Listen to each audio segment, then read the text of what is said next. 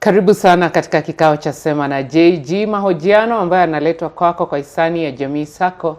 Ukitaka kuwa mwanachama, hakikisha kwamba unazungumza nasi kupitia joyce.gituro@gmail.com joyce.gituro@gmail.com. Hii leo tumebahatika tena sana kupata mwanadada ambaye atatuelezea mambo kuhusiana na yale aliyapitia kwa mara ya kwanza, haswa baada ya kugundua kwamba alikuwa mjamzito. Atupe historia yake kupata mtoto, yale ambayo aliyapitia. Karibu sana Esther katika kikao hiki. Asante sana Joyce. Labda ungemfahamisha mtazamaji kwanza, majina yako kamili ni nani? Majina yangu kamili ni Esther Masese. Yes.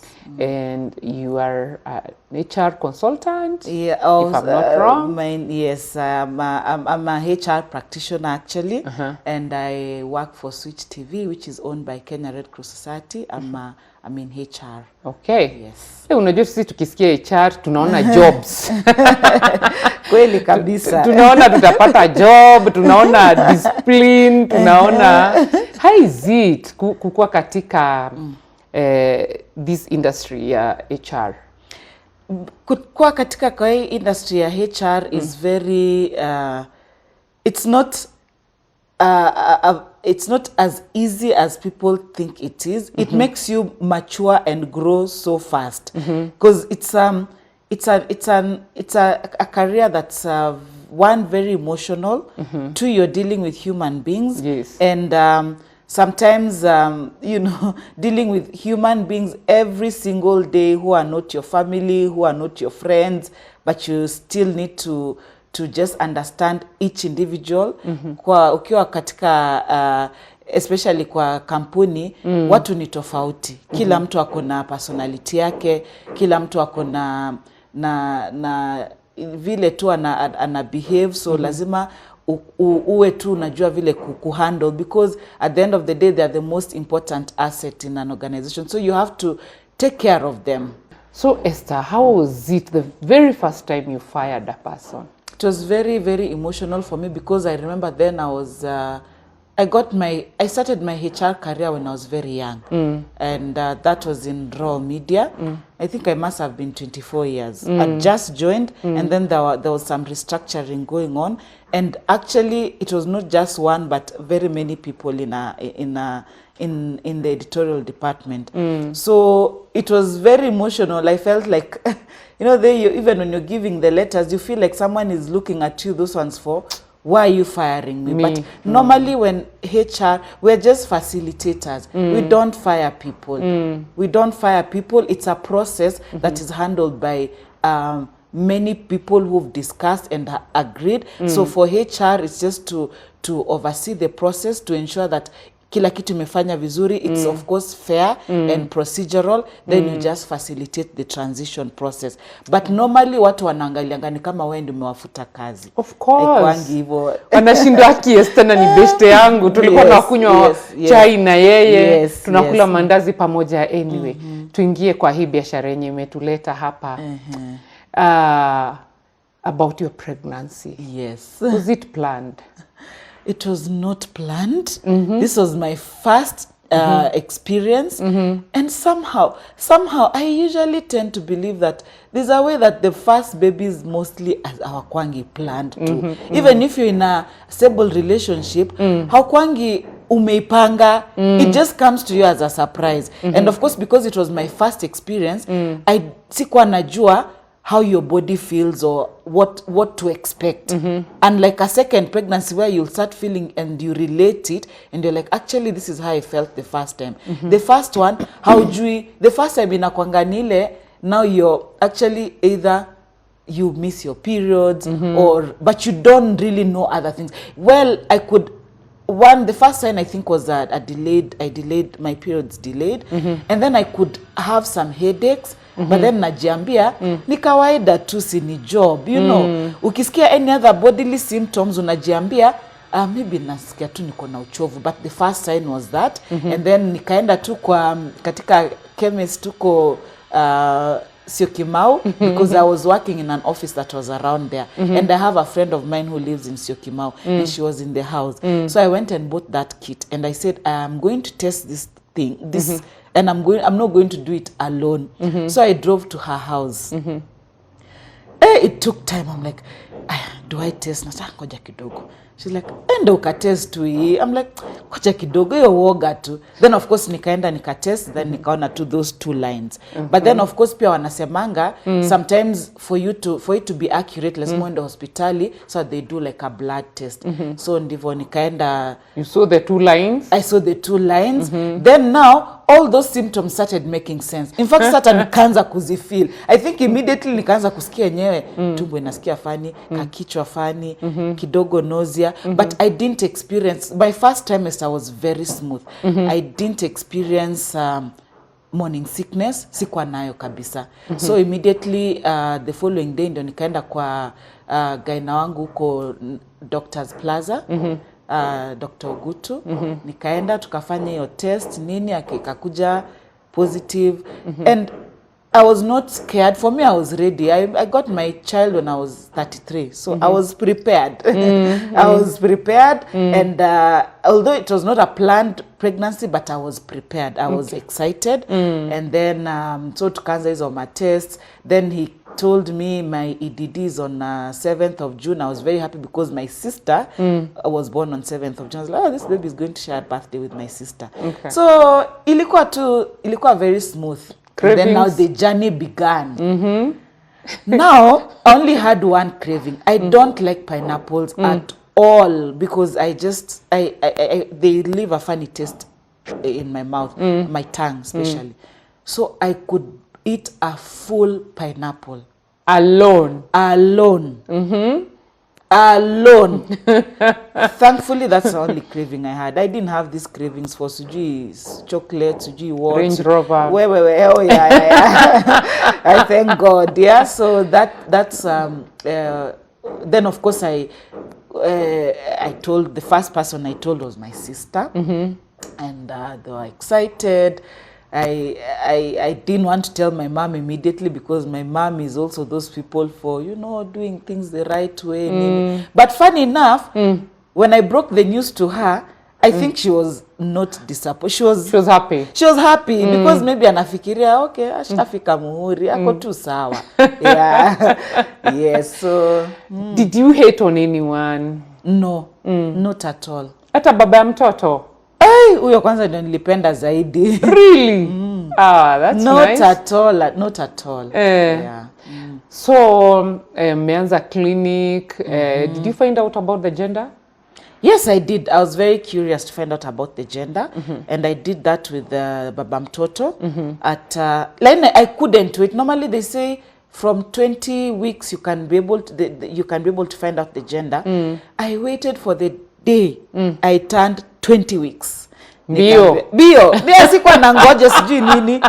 That time now, because it's your first, when it's your first experience, you follow everything to the book. Sure. I even had, I downloaded, what is it? I've forgotten some app in inakuonyesha now this week's the baby is the fruits. Anakaa kama maybe melon ama sijui but hata nimesahau hizo fruits sijui sasa amefika watermelon. I think watermelon nakonga towards the mwisho one, but yeah, it was fruits describing how now my baby looks. So I remember I went, so funny enough, I wanted a boy. I really, so every time people would look at me wanasema tumbako vile naka ni mvulana. Si unajua tu Kenya. Yes. Tabia za wa Kenya. Mtu anakuangalia tu sana anasema vile unabeba msichana. Vile una crave. Huyo ni kijana. So somehow most people were telling me ako ni kavulana. I'm like, yeah. But so I did, the father of my child was like, alikuwa tu okay with whichever. Kama ni mvulana ni sawa, kama ni msichana itakuwa my mom ni sawa tu.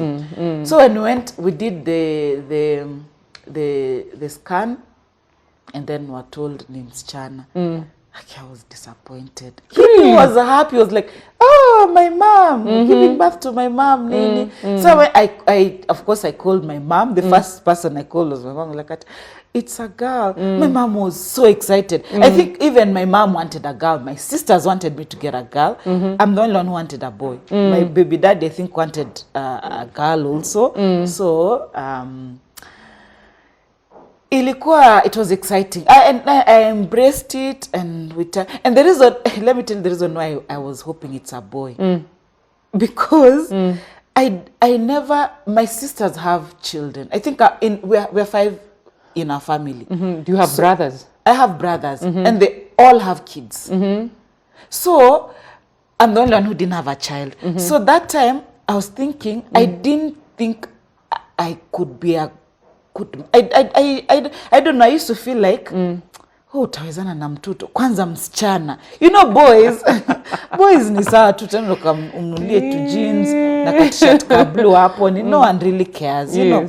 So I was like, if I get a girl, will I be able to dress them? Will I be able to make their hairs? And funny enough, ironically, I played like I'm the one who does her hair. Wow. Yeah. I started taking her to the salon just the other day, but that's a story for another day. Yeah. So so I was scared. I didn't think I would be able to bring up a girl. But now when she came, I thank God every day that it's a girl. Wow. Yeah. So twende kwa labor. How did you realize that you were on labor? Okay.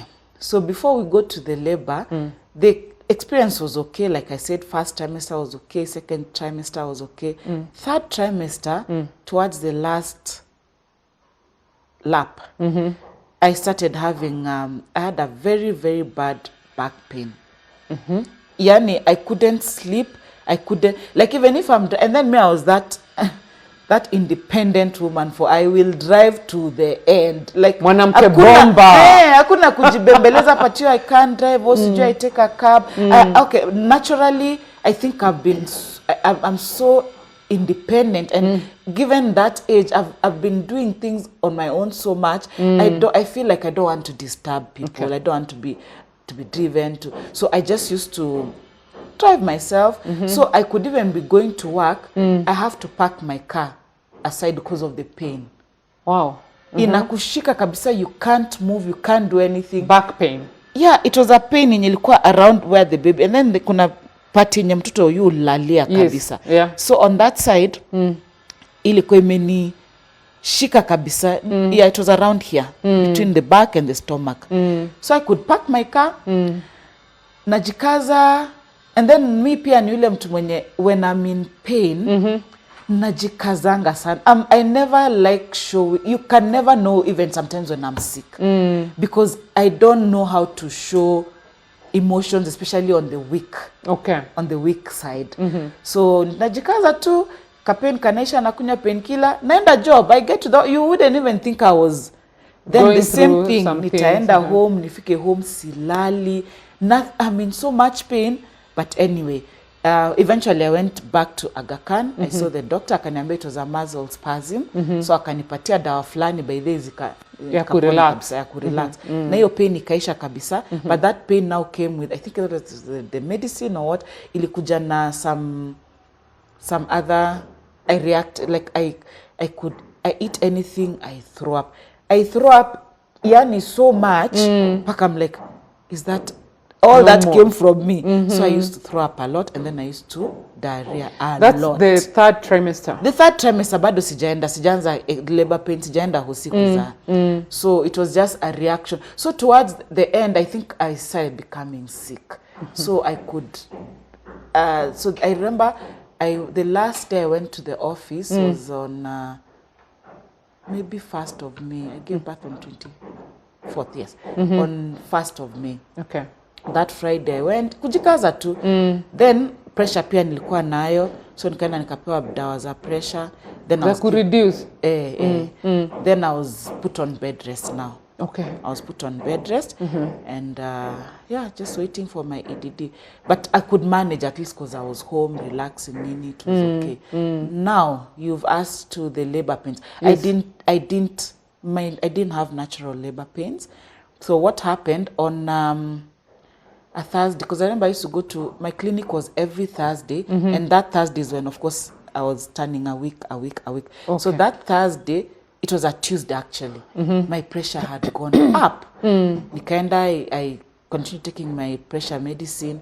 Then the doctor, I called my doctor. Then my doctor told me, go check again at night, maybe around 8. Again, I went and checked, it was still high. Akaniambia, actually, you're turning 38 on Thursday. I think you're ready. That baby is ready to come out. Come to hospital. So I live in Nyayo. I have a friend of mine, very good friend of mine, so who was also keeping tabs. And Ambia, because she's gone through, giving birth experience. So like, if you experience anything, call me, come, don't get stranded. So I went and told her, hey, my doctor has told me I need to go to hospital. So tuende to park, nini. So I remember, so you know, you're anxious. You're like, Yes. oh, let's pack haraka, let's go quickly. She's like, Esther, relax. In fact, you're giving yourself pressure. Your pressure is already high. Imagine you're okay. You sit down. We went to the house with her. She helped me pack. Then imagine, see, I've told you they mean you. I'm like, I still wanted to drive myself to hospital. Really? Yes, and it's at around, sasa hii ni around 10. At night? 10, 11 there. Because aliniambia, relax, eat, pack nguo zako pole pole, nitakupeleka. And I was also staying with a cousin of mine. So, then she's like, are you mad? You want to drive yourself to hospital, your pressure is high. What's wrong with you? We're taking an Uber. So I was like, okay. Then in my mind, I'm like, could have driven though, but it's okay. Let's take the Uber. So we took the Uber, went to hospital. Then now, then around that period, I used to drink a lot of liquids.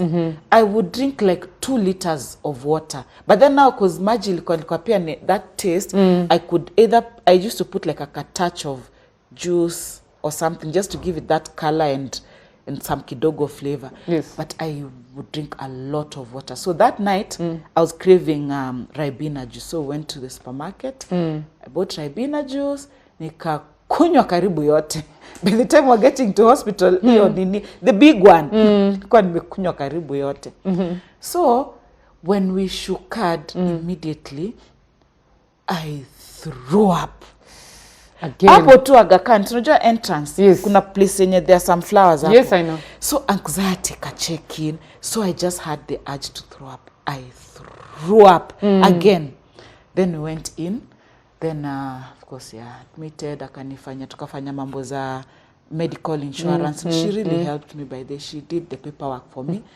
Then now the attending now. Then of course again. Immediately when I got to the room, again I went to the toilet, did the thing again. Yani, it's like kila kitu tulikuwa inatoka kwa tumbo. But it was not that urge that usually for the baby pushing. It was just running stomach.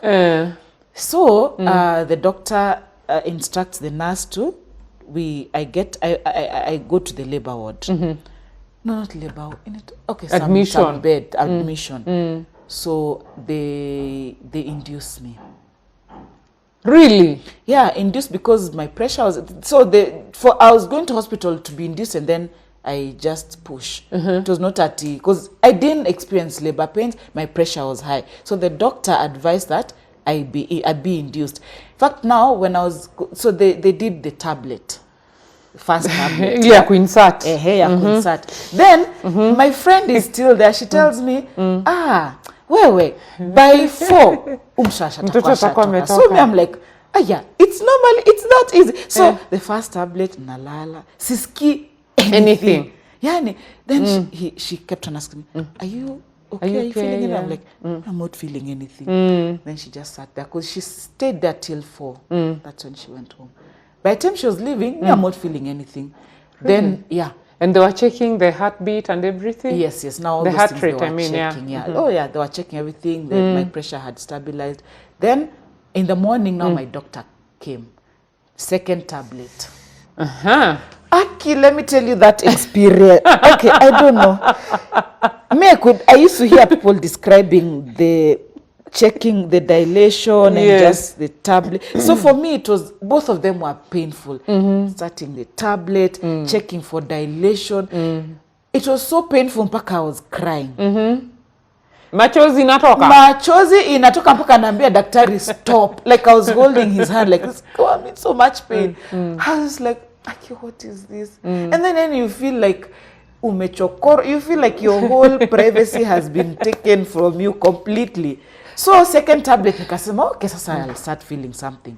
Nothing, Joyce. My family, now my mom traveled. Immediately I went to hospital on Tuesday night. I told my mom.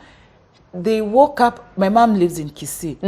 They left Kisii at 3 a.m. Jeez. Yeah. She came with the driver and now there were 2 girls who are coming to now. Alikuwa amentafutia msichana wa kazi, so there were 2. Akakuja now. They got to Aga Khan by 8. Then baby daddy also came. Pia alikuja mapema. Sijui 5. No, the following day. The following day to yours. Na bado hauna labor. Sisikia anything. I'm like, hizi labor pains watu wanaongeanga ni gani hizi? So now I started feeling cramps, but zinaisha. Ni like it's so manageable. It comes, it goes. But I was like, I think people exaggerate about labor pains. If this is how it feels, I see labor pain. So hiyo kaka, hiyo ni Wednesday. My friends came, my sisters came, just were taking a walk, nini. In fact, that time when we were taking a walk, there's a lady who we joined, we were admitted with, I think, the same night. Yeah, now she was in labor, yani anatembea akifanya. I'm like, oi, Aki, this is unamhurumia. Yani namhurumia tu. I'm like, oi. But then I said, why don't usimhurumie sana, your time is coming. So, tukaka hiyo ni Wednesday. The doctor comes to check. Nothing. Another tablet usiku sasa. The third one. Waja kuwekea ile ya maji huko. Sasa ngoja. Relax, we are getting there. So third tablet. Still nothing. Hata hiyo usiku nilala vizuri kabisa. That's day 2 now. That's day 2. On Thursday morning the doctor said unaenda labor ward. So nikaekewa hiyo. In fact alikuwa amesema hii itakuwa, nikaekewa the first chupa. Anakuja na check dilation. Yani that's the day I understood when people talk about how exciting it is when you hear that you're fully dilated ama you're above 8. Because the pain will keep until you dilate your pain.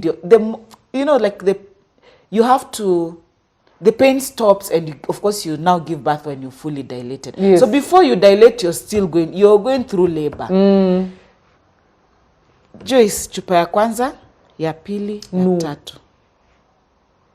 Nilekewa chupa 3. Na hakuna kitu inafanyika. By the time hiyo chupa ya 3 ilikuwa imeisha. I think I was singing in Chinese. My mom was there. And then now for me, okay, our family, let me tell you, if anything happens, we are always together. Yani we are You're a tight family. Sana. Mpaka sometimes I feel we annoy people. Tutashinda tu hapo. So see, my mom is already there. My sister, my friends came. Baby daddy comes with his friend. So I am in pain. They're allowed to see you in labor. Yeah. So ukiongea hii Chinese ama ukiimba hii Chinese. But him, not all of them were in the room now. It's only my mom now and my sister and a friend of mine. So niko hapa, there's a nurse. I had a doula by the way. So she was also really helping. Who took me through the process. So she's there. She's trying to scratch my, massage my back. But then I'm like, the more they do that, the more painful. Umemasajiwa mpaka hata sasa unasikia uchungu kwa sababu ya friction. You're in so much pain. You're crying. Daktari anakuja na check anasema bado. Hiyo ni 7 p.m. I'm like, okay, we are getting there. You're at 8. I'm like, imagine to mtoto. Yani hakuna kitu sikufanya by the and let's just say it was just so painful. What is the craziest thing you did? What's the craziest thing I did? I was screaming. I was screaming in mother tongue. I think I was saying something like, ooh. So that's I was just saying things.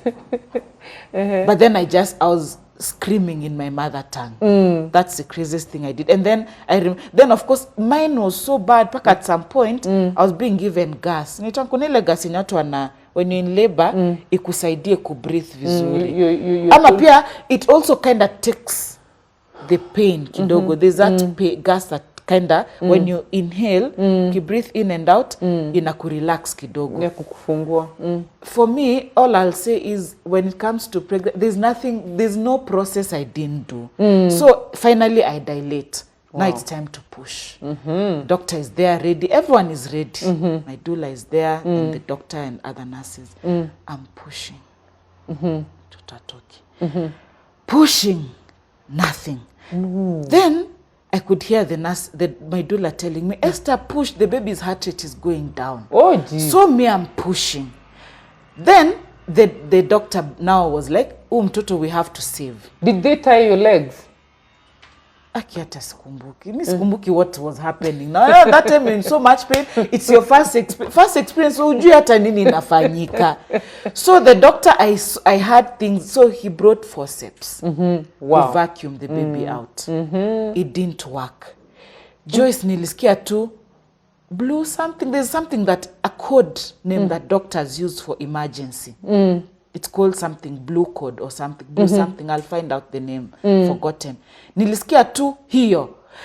Kila mtu kimbia emergency nini. By the time I was getting to the ward, everyone was ready for me. In 10 minutes, 5, the baby was out.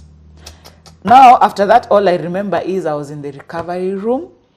Then the nurse is trying to talk to me. You passed out? No, see, hiyo dawa sa kutoka. So not passing out. No, I was conscious when I was going to the theater room. But now, see, nilekeo anesthesia. Mine was a full anesthesia. Normally, for emergency cases, they don't do half. It's usually full.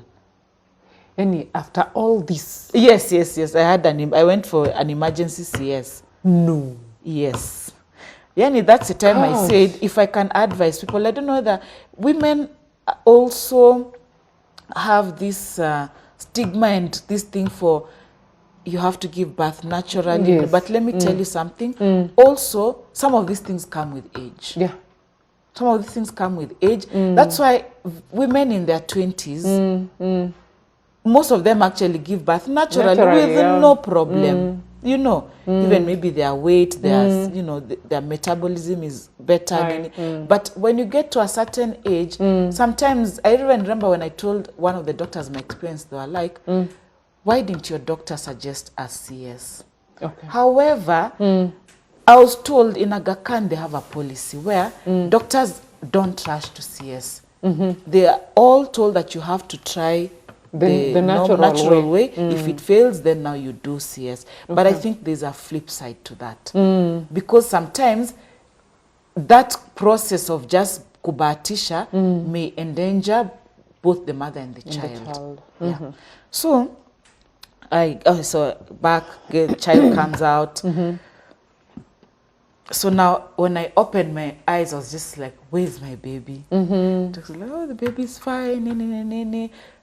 Just waiting for you to recover. We take you to your room, then we'll bring your baby. I'm like, no, I want to see my baby. You know, that time you're like, are they managing me? Is my baby alive? You know. So, no, your baby is fine. And then, of course, you're excited. You're like, I can't wait. I'm so excited this is finally over. In fact, nakumbuka when the doctor said we are doing an emergency CS, I was kind of relieved because I was tired of pushing. But I was also praying that all goes well. I remember my mom was telling me, yani she was praying, aliomba akaambia watu wa chama wote, friends zake, prayer warriors wote, pray for this child. So when I finally finally went to my room, my baby was brought, the cutest thing I've ever seen. First of all, she was yellow. I'm like, umetoa wapi kala na mama yako si yellow? Hata baba yako si yellow. Where have you removed this color? She was the cutest. I could not remove my eyes from that child. So, yeah. So now that was on 24th gave birth maybe at around 10. I can't remember that time, but it was before midnight. So the following day, now Friday, people come to visit you. First of all, when you're a first-time mom, you can't believe that you've actually given birth. So you know that? Yes, Hata ukiona mtoto, auamini, ati umetoa yani this, you've brought out alive. Yes. You can't believe it. So guys came, visited, nini. Then, of course, now the peds come, they look at the baby.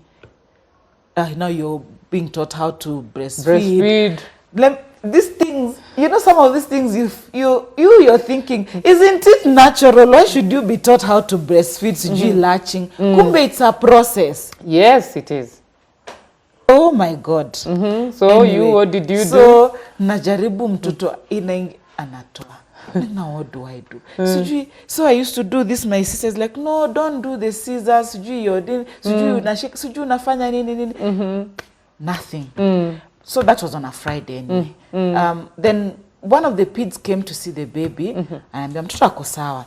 Then on a Saturday, people are still visiting me. My doctor now comes to see me. Oh, how is the baby? Our baby's fine. Then before that, I noticed my baby was, one of her hands, you know, the kids sometimes do this.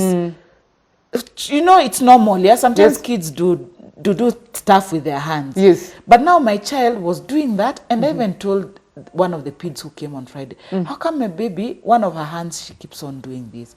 Then, you know what she tells me? Your baby is fine. You know, it's because you're a first-time mom, you're overthinking. So, of course, when you get that assurance from a doctor, you just tell yourself, that's fine. Then, when I look at, over here, she had a bump, and it was a bit soft. So me, I'm asking, and what's this? You know what happened? Then the doctor tells me that I think because when they were trying to pull her out to vacuum, hiyo nini lakini itarudi. Unaona? So of course again you're like, then it's okay. If the doctors have assured me, who am I to worry? So that Saturday, for me I was okay, probably just experiencing the usual. No, body wise, chafu inatoka, you have your managing the pain, nini.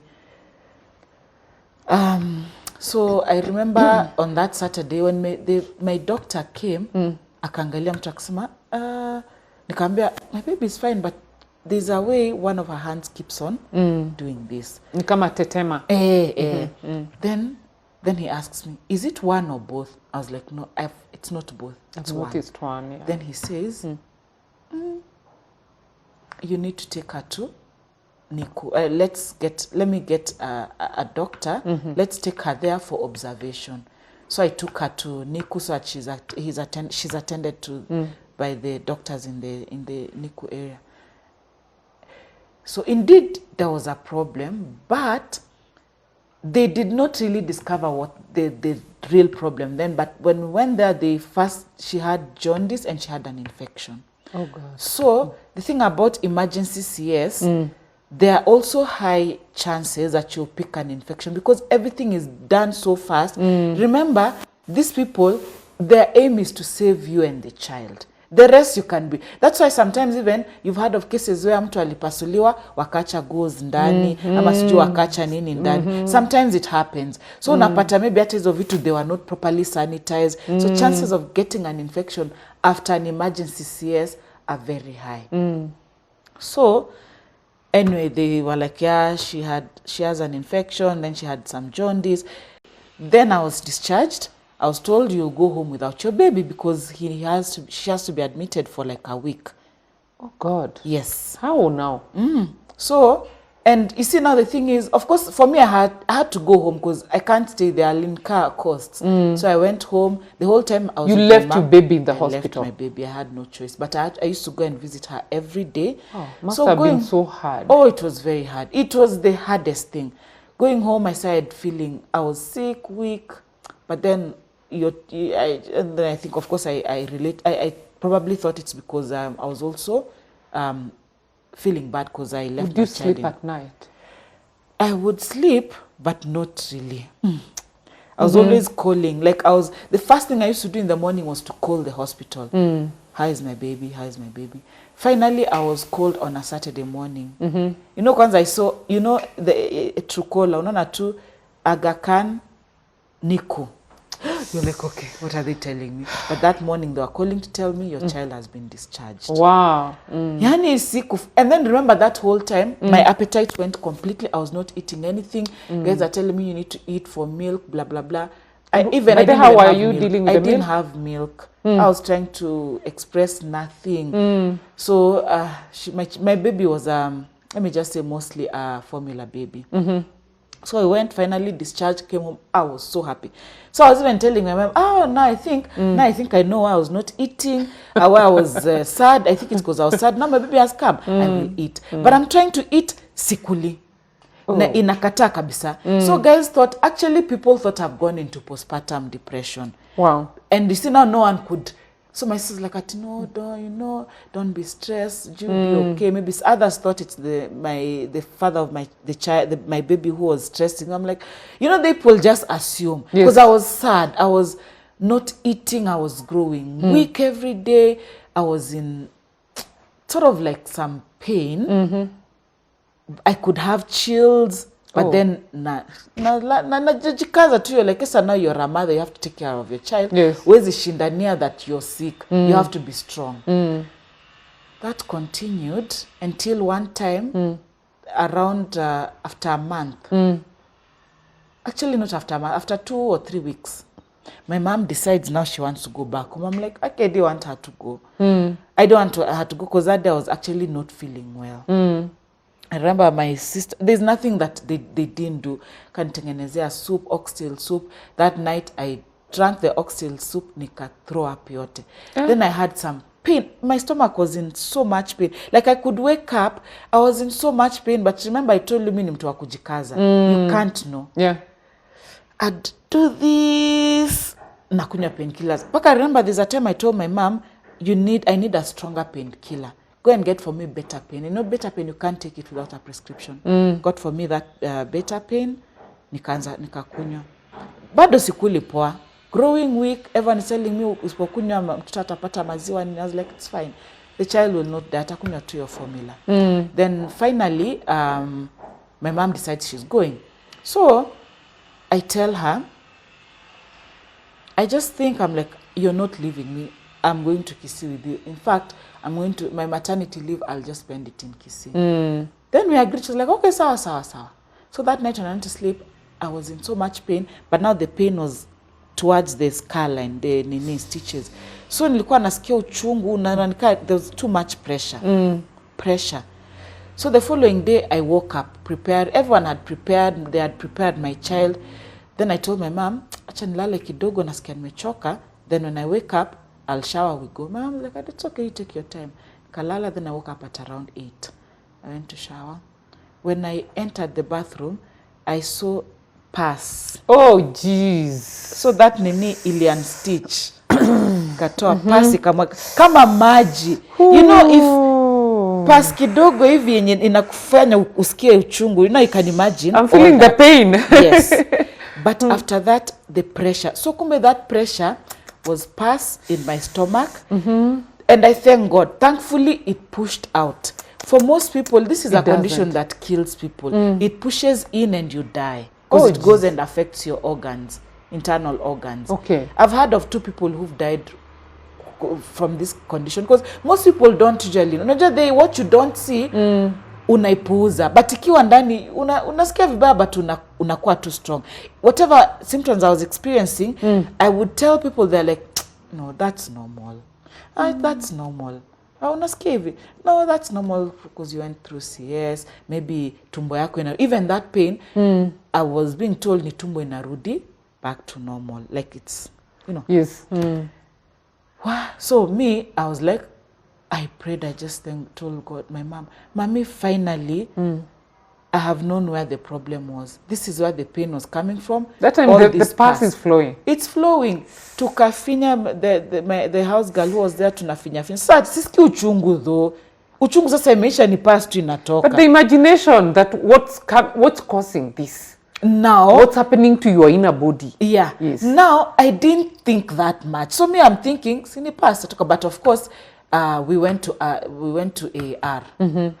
So me, in my mind, I'm just thinking, si tutaenda tu wafinye hii pass, itoke wanini, tuendelee na safari yetu kisi.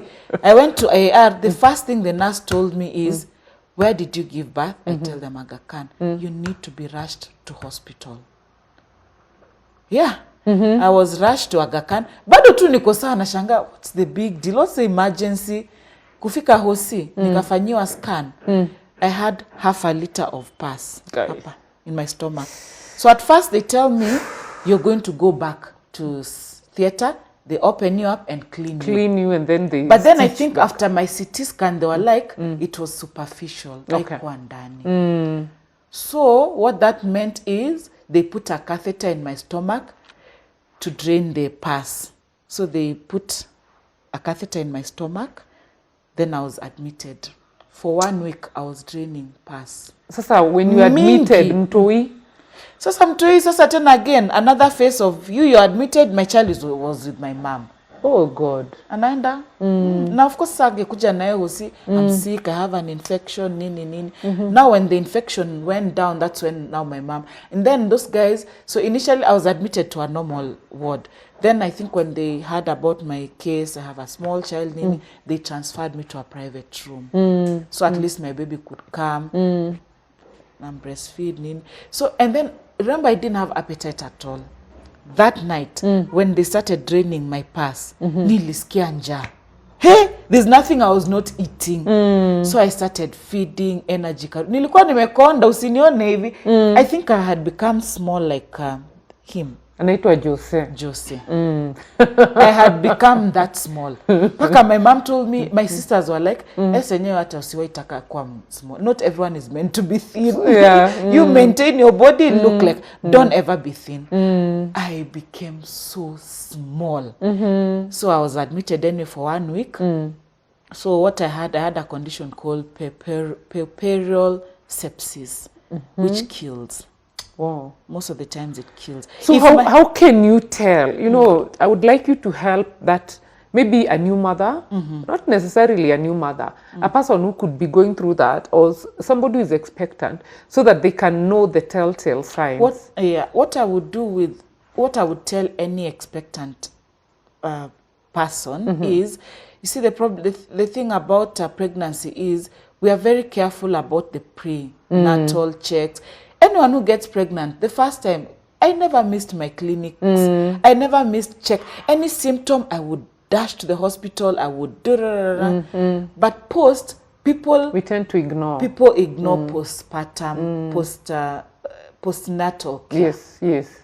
And then the problem with postnatal care also is unaambiwanga stories mingi tu sana. There are too many theories. But unasikia hivi, hiyo ni kawaida. Unasikia hivyo, na hiyo inakuanga kawaida ukishazaa. Nini? So there are too many theories which mislead people after. But please, the same way you take care of you and your baby before pregnancy, before giving birth, is the same way you should take care of yourself post. Because there are so many people who are dying due to postpartum complications because of kupuuza. You see, I had symptoms from the word go, but I was ignoring them.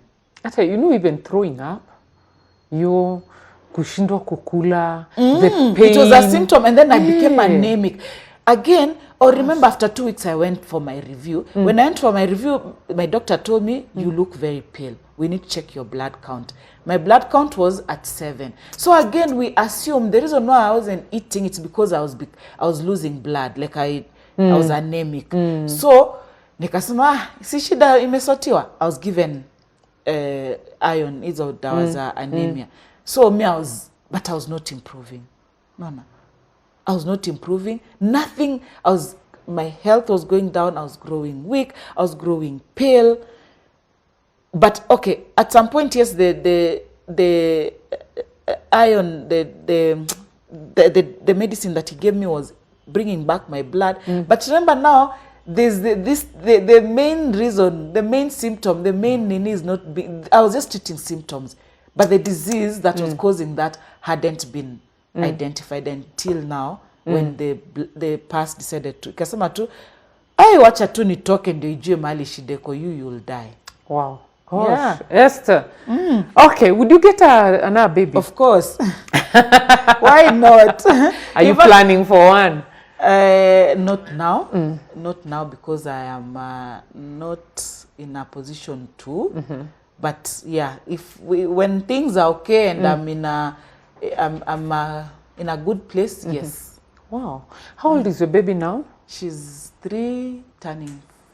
Wow. She's my miracle baby. Everyone says she's a miracle baby because even after my birth, because of that, remember I mentioned about that bump here. So the doctor cracked her skull, but we didn't know. She injured her skull, but we didn't know. Because remember, I was being told it's normal, it will go down, but it didn't go down. After 3 months, when we go back to Aga Khan for her jabs, that's when one of the nurses told me there's something wrong with this child. We went, did a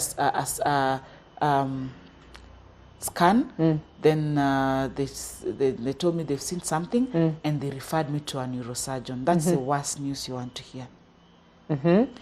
Being referred to a neurosurgeon, I was told that your baby has a problem and she has to undergo a surgery. Jeez. So they found out that she had a growing skull injury. So as her body was, as her head was growing, ni kama mayai. The knee was expanding as well. So kumbe what was here and it was pulsating, her brain cells were not being contained, they were coming out. So we had to go, we did something called cranioplasty. They opened her knee, not to the brain, thankfully. It was, again, opened her skin, wakago to the skull, they put a plate here. So my child has a plate. Ukiona, ukimwangalia poa, hapa hivi anakuanga na ka plate. It's a bit, just to cover that. But she's an okay child, normal She's child. very normal. Wow. But I remember the doctors telling me, okay, maybe growing up, it may affect, or she may be a bit slow. Nothing. That's why I always say, I like Joel Austin's message where he says, the doctor's report may say this, but that's not God's But that is not report. what God is saying. No. Thank you. I was thank told you. so many things about my child. She's the most bubbly child. That miracle child, that miracle baby, we pray for her. Yeah. Now, I want you to look at this camera and talk to that woman who is planning to get a baby, or a pregnant woman, or someone who has given birth, and encourage them or tell them something out of your experience. Yeah. Yes. Okay. Pregnancy is still a good thing, very good thing. I mean, I want to get a child. It didn't discourage me. And pregnancies are different. Most people sometimes listen to the horror stories and they're like, oh no, I don't want to give birth. We have to go through this, man. You can't keep on, you can't live in fear. So, and just don't ignore any signs. Pregnancy is one of those experiences it's different. Ukisikia kichwa inakuuma, don't beat, and then don't listen to too many people. Just always, and then don't put, and I know people always like putting things on social media, asking questions on social media. Imagine just go and see your doctor, because you'll be told all sorts of theories and explanations. The reason why I say that is because after my postpartum, I ignored all those signs because of asking and listening to what people were saying. Remember, these experiences are different. Again, it could have been nothing really. So it's just take care of yourself before birth and after birth. Go for checkups. Don't ignore any signs. And these things don't happen often. I mean, I think 80% of pregnancies are wonderful, smooth stories. Only a few that have issues and challenges here and there. So you go for it, man. Take care of yourself. Pray for the team. It doesn't matter which hospital you go to. Just pray for God to anoint whoever, the team that's going to manage you through the birth period, because there are also theories about which hospital is the best, this one is the best. I mean, I went to the best hospital, especially when it comes to maternal care. But still, and I can't say that I blame the doctor, because sometimes things happen. So it's just about praying and believing, and just go for it, man. It's a good thing. Wow, thank you so much Esther. Asante kwa kuja katika kikao hiki cha Sema na JG. Nawe ambaye unatizama, kumbuka kama unataka kujiunga na Jamii Sako, zungumza nami, ama kama ungependa labda tulete katika mahojiano haya, zungumza nami joyce.gituro@gmail.com, joyce.gituro@gmail.com. Usisahau kusubscribe to our YouTube channel. Thank you so much and God bless. Choo, choo, choo, choo.